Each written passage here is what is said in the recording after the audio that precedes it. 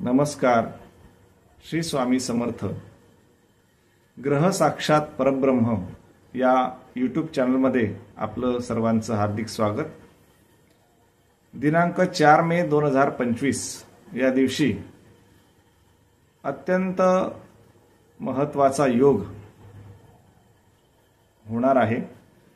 याला ज्योतिषशास्त्रीय भाषेमध्ये रवी पुष्य योग असं म्हटलं जातं. न क्षरती तत् नक्षत्रम, जे कधीही ढळत नाही, जे स्थिर असतं त्याला नक्षत्र असं म्हणतात. पुष्य नक्षत्र अत्यंत प्रभावी शुभ नक्षत्र. या नक्षत्राची देवता बृहस्पती गुरु महाराज आणि या पुष्य नक्षत्राचा योग रविवारी जर आला तर त्यावेळेला रवी पुष्य असा योग त्या ठिकाणी घडत असतो. आज मी आपणाला एक सर्वात मोठ्या समस्येवरती उपाय सांगणार आहे. ही समस्या घरोघरी आपल्याला दिसून येते आणि विशेषतः ज्यांचे मुलं मुली विवाह योग्य झालेली आहेत आणि वर संशोधन म्हणा किंवा वधू संशोधन म्हणा त्या ठिकाणी सुरू आहे. बऱ्याच वेळेला असे पालक ज्योतिषशास्त्र, वास्तुशास्त्र अनेक प्रकारचे उपाय करून थकलेले आहेत, पण विवाहाचा योग त्या ठिकाणी लवकर जुळून येत नाहीये.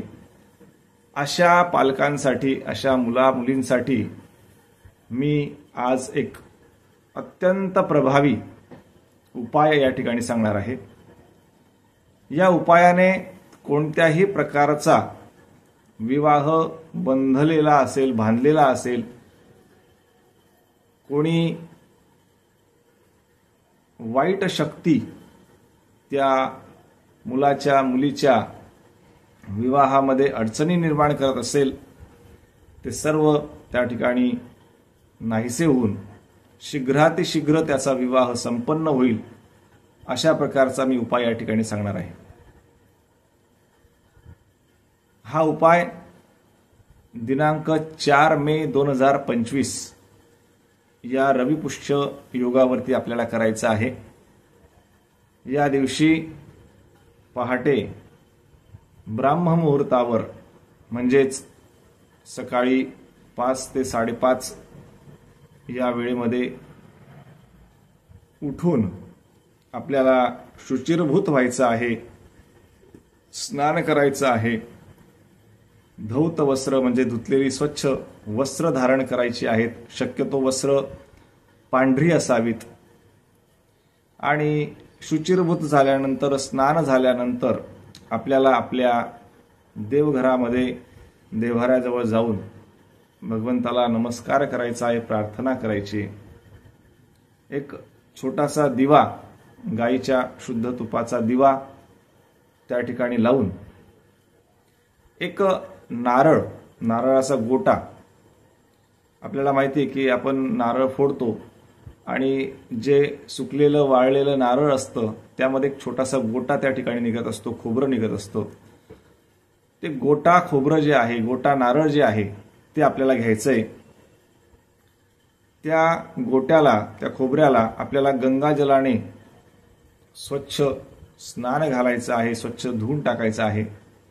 आणि त्याचा एक वरचा भाग त्या ठिकाणी चाकूने, सुरीने कापून एक छेद त्याला निर्माण करायचंय. त्या गोट्यामध्ये काळी तीळ, आपल्याला सर्वांना माहिती आहे काळी तीळ, त्यामध्ये भरायची. त्यामध्ये थोडी साखर आणि गाईचं शुद्ध तूप त्या सर्व गोट्यामध्ये ते भरायचंय. पूर्ण काठोकाठ भरल्यानंतर ते जे वरचं आपण कापलेला भाग असेल तो सुद्धा त्याच्यावरती ठेवायचा. त्या गोट्या खोबऱ्यावरती एक विड्याचं पान, ज्याला आपण नागिणचं पान म्हणतो, ते पान त्याच्यावरती लावायचं आणि त्याला पंचरंगी नाड्याने आपल्याकडे कोणत्याही प्रकारचा लाल पिवळा नाडा असेल त्या पंचरंगी नाड्याने त्याला पूर्ण बंधन करायचंय, बांधायचंय. आणि जे मुलं, विवाह इच्छुक मुली ज्यांची लग्न ठरत नाहीयेत त्यांच्यावरून ते जे नारळ आहे ते 7 वेळा क्लॉकवाईज घड्याळाच्या दिशेप्रमाणे किंवा आपण ज्या प्रकारे घड्याळ फिरतो त्या प्रकारे सव्य मार्गेनं ते 7 वेळा फिरवायचं आहे. आता बऱ्याच वेळा आपण ज्योतिषांकडे, गुरुजींकडे जात असतो आणि त्यांना विचारतो की बुवा हा उपाय जो आहे तो मुलगा किंवा मुलगी करू शकत नाही, ती बाहेरगावी राहते आणि तिला ते शक्य नाहीये, तर आम्ही केलं तर चालेल का? तर हा उपाय आपण नक्कीच, आई असेल, वडील असतील, हे करू शकतात. हे सर्व केल्यानंतर आपल्या विवाह इच्छुक जो मुलगा आहे, मुलगी आहे, त्याचा फोटो आपण, त्या फोटोवरून ते जे नारळ आहे, गोटा नारळ, आपण ज्याच्यामध्ये काळी तीळ, साखर आणि गाईचं शुद्ध तूप भरलेलं आहे, ते भरलेलं नारळ, त्याच्यावरती आपण ते झाकण म्हणजे कापलेला भाग असतो तो लावलेला आहे, त्याच्यावरती नागिनचं पान, विड्याचं पान बांधलेलं आहे आणि पंचरंगी नाड्याने ते पूर्ण बांधलेलं आहे. असं ते नारळ आपल्याला 7 वेळा त्या मुलाच्या किंवा मुलीच्या फोटोवरून क्लॉकवाईज घड्याळाच्या दिशेप्रमाणे फिरवायचंय.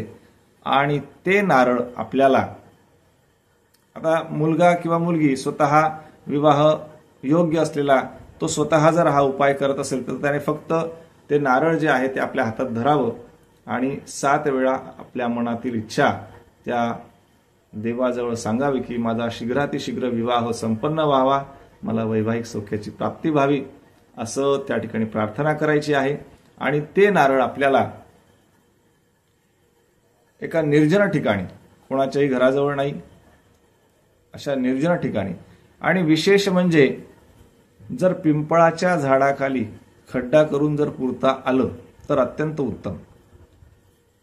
आणि यामध्ये काळजी घ्यायची की जाताना येताना कोणी टोकणार नाही.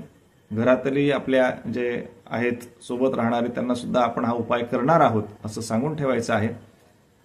दिवसभर आपल्याला